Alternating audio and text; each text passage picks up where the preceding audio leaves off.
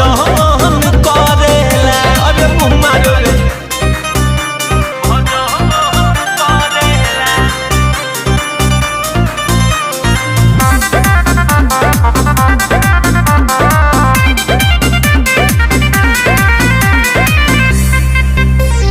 करेला उ जादू मंत्र कोरावा सुता के झाड़ फूक ना करे